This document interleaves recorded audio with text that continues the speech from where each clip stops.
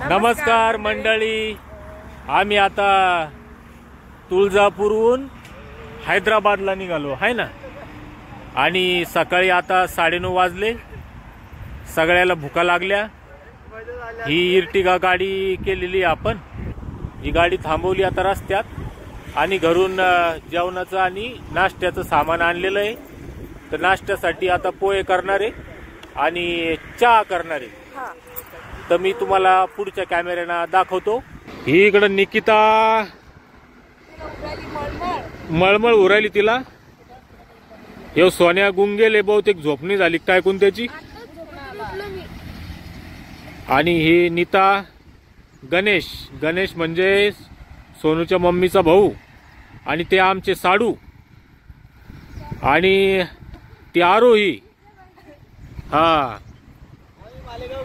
हा हे मालेगावची जोडी आहे।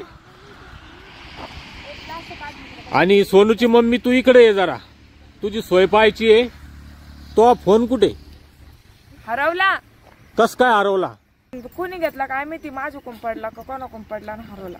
आम्ही तुळजापूर मध्ये 5 वाजता आलो होतो आहे ना आपण। आणि मग आंघोळीला चाललो होतो, आंघोळ केली, तिथं आपला घंटा अर्धा घंटा गेला। त्याच्यानंतर दर्शनाला गेलो आणि दर्शन केल्याच्या नंतर म्हणजे 2 तासांना जेव्हा आम्हाला निघायचं तुळजापूरहून इकडं हैदराबादकडं, तेव्हा हिच्या लक्षात आलं माझा फोन कुठे। तू इतकी कशी भोळी ग?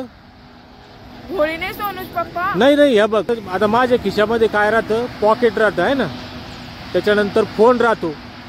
जर मी फोन नाही घेतला तर मला कमी असल्यासारखं वाटतं ना, काहीतरी हरल्यासारखं वाटतं ना।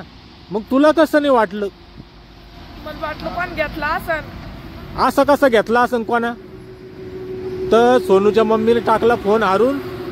आणि तुम्ही बी तुळजापूरला आले किंवा कोणत्या देवाला गेले ना तर फोन सांभाळा, आमचा फोन आंघोळीच्या तिथंच गेला। फोन सांभाळा, पैसे सांभाळा, काही मौल्यवान दागदागिने असतील ते बी सांभाळा, बरोबर आहे का नाही? तर मी आता काही सोनूच्या मम्मीवर चिडत नाही, कारण आम्हाला 4-5 दिवस यात्रा करायची। ती नाराज चेहऱ्यानं चांगलं नाही वाटणार आहे का नाही? तर तू विसरून जाय आपल्याकडे काही फोन नव्हता म्हणून, बरोबर आहे? तर आणि इथून पुढं काळजी घे।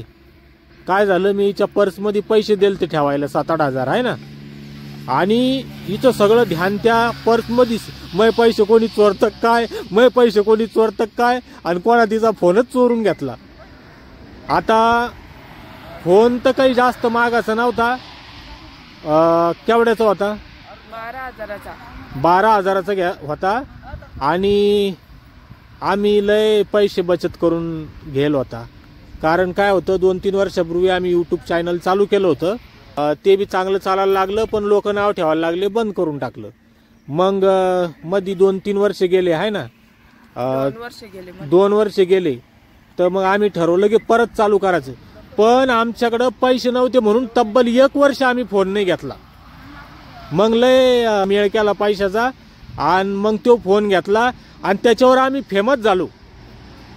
त्या फोनासोबत आमच्या लय आठवणी आहे, बरोबर आहे का? त्या फोननं आम्हाला फेमस केलं आणि आज तोच फोन हरवला। पण वाईट वाटून घेऊ नको, ठीक आहे? आपण याच्यातून शिक, बरोबर आहे का नाही? रडू राहिली काय? रडू नको, रडू नको, रडू नको, रडू नको, रडू। खरं किती आठवणी आहेत त्या फोन सोबत। हा आता काही नाही, आता चल 2, 5, 10 हजार रुपये ठीक आहे। आता आपली परिस्थिती अशी थोडीशी 1-2% सुधारली आहे ना, पण त्यावेळची परिस्थिती लई अवघड होती आमची, कारण फोन नव्हता म्हणून आम्ही 1 वर्ष, बरोबर आहे, 1 वर्ष जे तर यूट्यूब चॅनल चालू नाही केलं मध्ये। मग फोन घेतला आणि यूट्यूबला व्हिडिओ बनवायला लागलो, ते व्हायरल झाले नाही। मग इंस्टा फेसबुकला टाकले, मग तिथं व्हायरल झाले आहे ना। आणि मग आम्ही लय दिवस तो फोन वापरला, जवळजवळ 7-8 महिने। पण मग क्वालिटी जरा खराबच होती, 12,000 रुपयाच्या फोनची 12,000 रुपयासारखी राहील। मग मी तो फोन सोनूच्या मम्मीला दिला, आणि हा एक फोन घेईल आता, तो बी हप्त्यावर आहे, ज्यानं शूटिंग करतोय ते। काय हप्ता आहे? 4,000 रुपये, 3,800 रुपये, बरोबर? 3 राहिले असं राहिले आता। हा तर मग याचे हप्ते फिटले की मी तुला डबल हप्ते घेऊन देईन. तर राहू दे, काही नाराज होऊ नको, अशा गोष्टी होतच राहत्या. तुम्ही बी तुमचे फोन सांभाळायचा जर कुठे गेले तर. अरे पण मग तुला काऊन नाही सांभाळता आला तो, आणि मी तुला किती राहून तो फोन कुठे, तो पैसे कुठे, ध्यान आहे का? बरोबर आहे, पैसे सांभाळत होते ना. अरे बाप, सोनूची मम्मी अवघड रे भाऊ.